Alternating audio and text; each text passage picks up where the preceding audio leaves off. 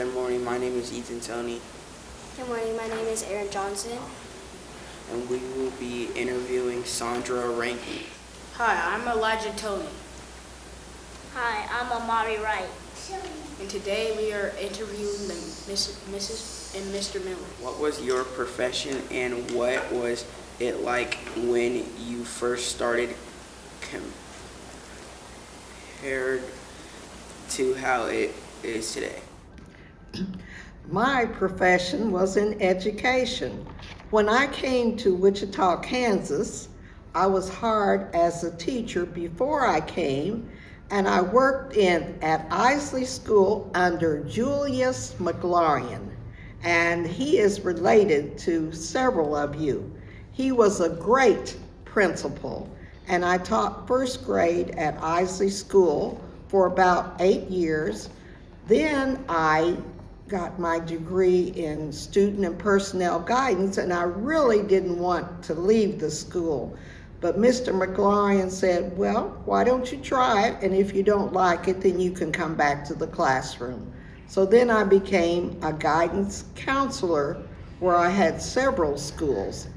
After that, I was certified as a school psychologist, and my last 22 years, I served as a school psychologist in the Wichita Public Schools. Well, my first profession came after I was discharged from the Navy, and that was being a delivery man. I worked for King's Music Company at that time, delivering pianos and organs. And the reason why I went to work there was the fact that that job came open right for me right after I discharged from the service, from the Navy. And from there, I went to work at the post office. I worked at the post office for almost 11 years. I started out as a mail handler, and then I went up to mail carrier. And after that, a friend of mine met me and asked me if I'd like to be an air traffic controller. And I told him I'd like to try it. I don't know anything about it. So that's how I got started in the profession that I retired from in the FAA, was an air traffic controller. And I was there for 20 years and 2 months. So all total, I had 34 years and 4 months with Uncle Sam, the U.S. government. I moved over to here in Wichita in 1966, and take that back, 1964. And I met James Anderson, Mr. James Anderson, who was a member here at St. Paul. And they were looking for blacks to work at the banks here in Wichita.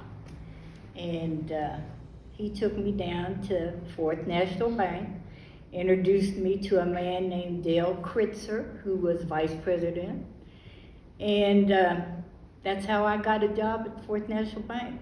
I was the first black to work in any kind of position besides janitorial. And I worked at the bank for 34 and a half years. Why is Black history important to you, and how have you seen it shaped your country over the years? I'm from El Dorado, Kansas, and I can remember when we couldn't go swimming in the swimming pool. And the El Dorado Theater was our real nice theater. We could not sit downstairs, we had to sit upstairs. And I ran for Miss El Dorado in El Dorado. And I got first runner-up. And so I was the first to do that. So we've come a long way. And then when I moved to Wichita and worked at Fourth National Bank, which was Bank of America, and now it's Nation Bank. And so it has, I've seen a lot of changes, and which is for the better.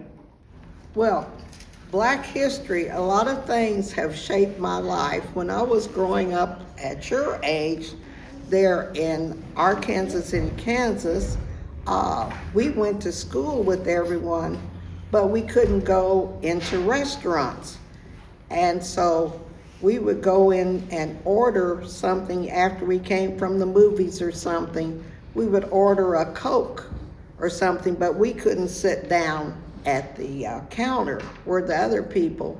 And there was a stool we would kind of lean on, and they even took the stool off the bottom part of the chair so we couldn't lean on that. So it has changed a lot.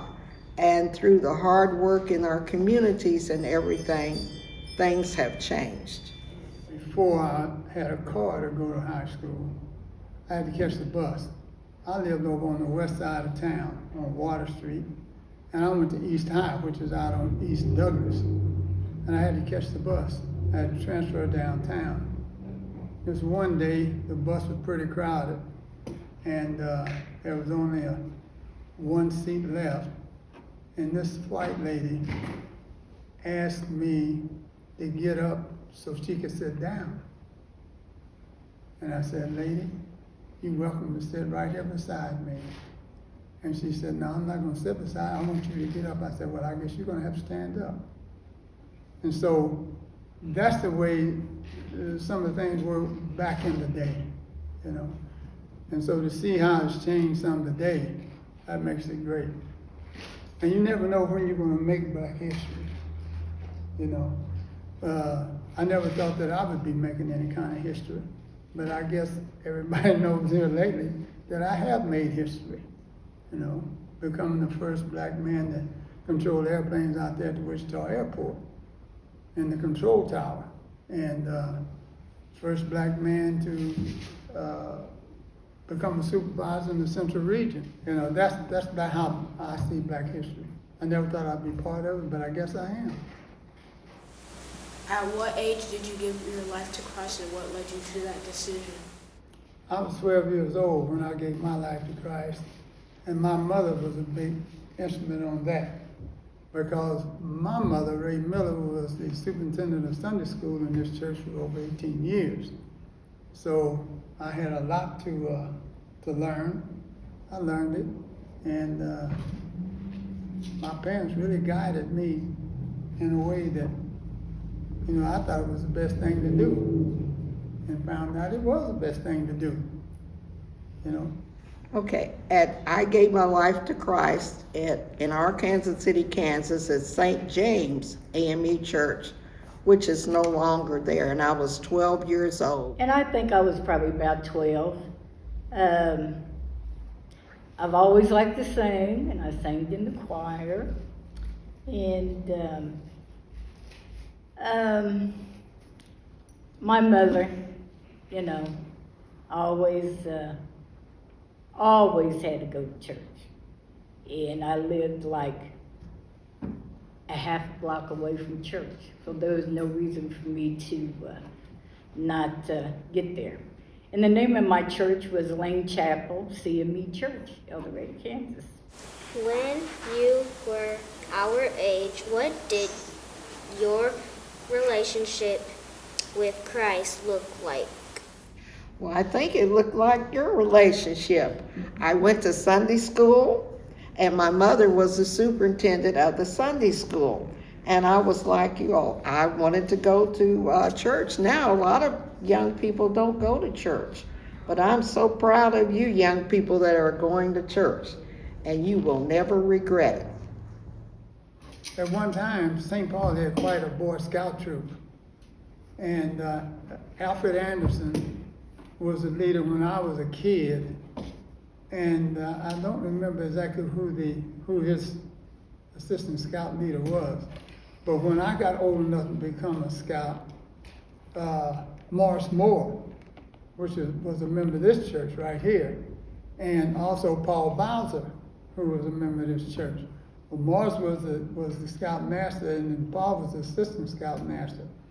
And man, they had us doing a lot of things, and that kept us interested in coming back and forth to church, because we wanted to see how far we could go, you know.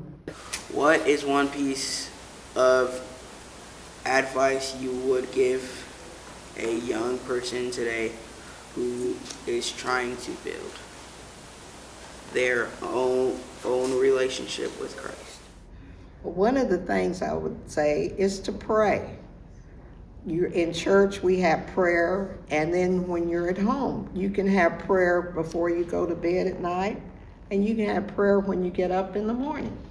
I find myself praying a lot because of different things that are going on in our lives and in our communities and at the national level. And be involved in all the programs that the church has, and when you, to help you speak better and make you comfortable sitting and talking in front of the public, it really helps. Attend the Sunday schools and the Bible studies, so you'll know exactly what's going on and what happened from beginning to this day. And just to see what Christ has gone through, what he went through as a young man, and what he accomplished, and what his father did for him. It makes you really, really stop and think about, which way do I want to go? Do I want to go up, or do I want to fall down? And you don't want to do that. You want to go up. How long have you been a part of the St. Paul family, and what immediately draws you here to make it your church home? I was born and raised in this church. I've been in this church for 87 years. And I don't know if anybody living has been in any longer than I have in this church. And what kept me here, number one, my mom and what she taught me, and my dad. And the fact that I enjoyed doing what I was doing in the church. And I joined St. Paul in 1966, and I fell in love with the choir. And I said, I want to sing in this choir. And that's one reason why I joined St. Paul. And I have been here ever since. I am 81 years old, so I've been here quite a while. And the reason why I stay is because I love the people. They're my family. After all these years, what is it that keeps you at St. Paul? You young people, you're great. Don't you think you're great? I do too, and I think all the church people feel like you're great.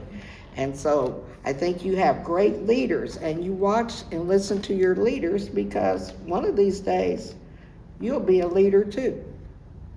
And when I came here, there was probably 500 people here. And now we have, 100?